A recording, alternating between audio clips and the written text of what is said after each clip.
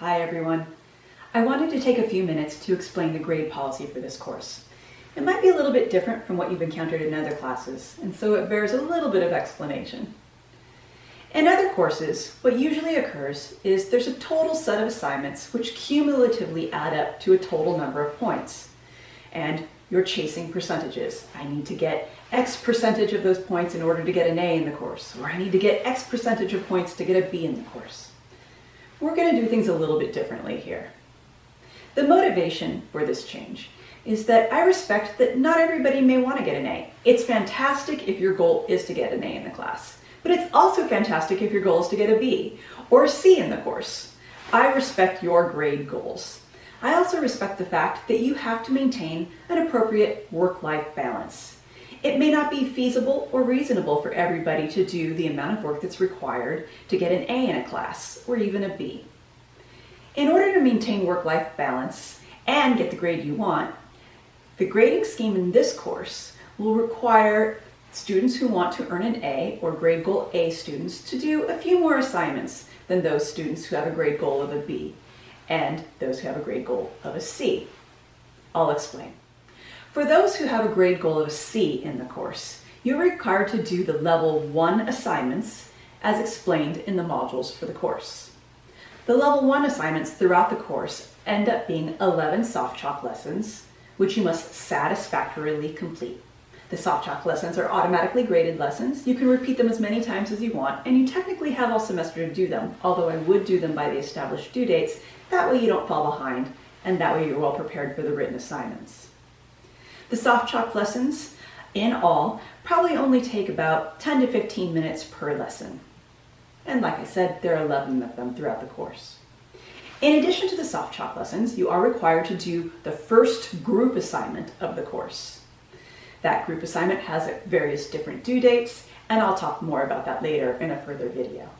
In addition to the soft chalk lessons and the first group assignment, grade goal C students are required to do 2 written assignments, 2 essays, and again, earn satisfactory credit, or 75%, a solid C on the assignment. Now, what about those of you who want a B?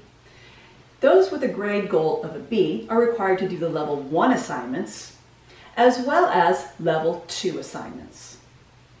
Those level 2 assignments include additional group assignments. So those will have 4 group assignments throughout the course. Level 2 assignments also include 1 additional written assignment. So in total, those with a grade goal of B will end up completing 3 written assignments throughout the course. And again, you must earn satisfactory credit on all of those assignments, a 75%, a solid job.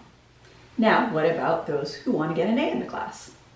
Those with a grade goal of A must complete the level 1 assignments, the level 2 assignments, as well as the level 3 assignments. The level 3 assignments end up equaling 4 exams, which again, you must satisfactorily complete, earning 75% or solid C on the exams, as well as an additional written assignment. So that would total 4 written assignments throughout the course, as well as the 4 group assignments and the 11 soft chalk lessons that need to be completed for the previous levels. Notice in this that you don't actually need to earn an A on any particular assignment in order to get an A in the class. As long as you satisfactorily complete or get a C on each of the required assignments in the level 3 category, level 2 category, level 1 category, you'll get the grade goal that you want. So it is important to absolutely turn in those assignments, do the best job that you can, and make sure that you're passing those assignments with a solid C. I'll talk more about how individual assignments are scored later. For example, on exams, you get 2 attempts.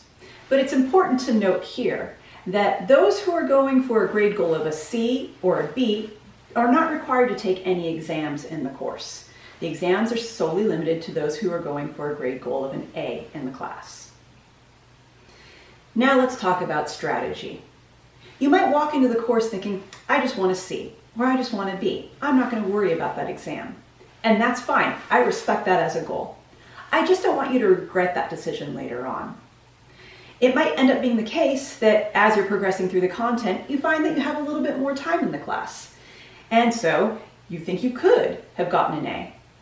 In that case, if you think you might actually want to go for that A later on in the course, I would highly recommend that you at least take the first exam in the class. By taking the first exam, you don't limit yourself from the beginning of the course. Remember, exams are due at a particular time throughout the semester. They cannot be submitted late like the soft chalk lessons or the written assignments. You have to get them done on time.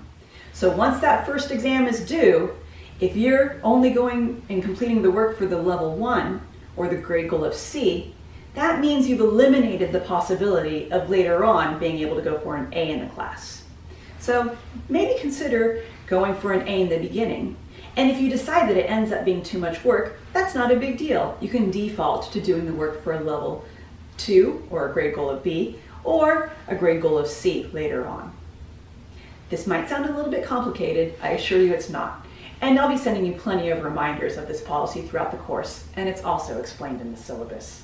And as always, feel free to email me any questions if you have them.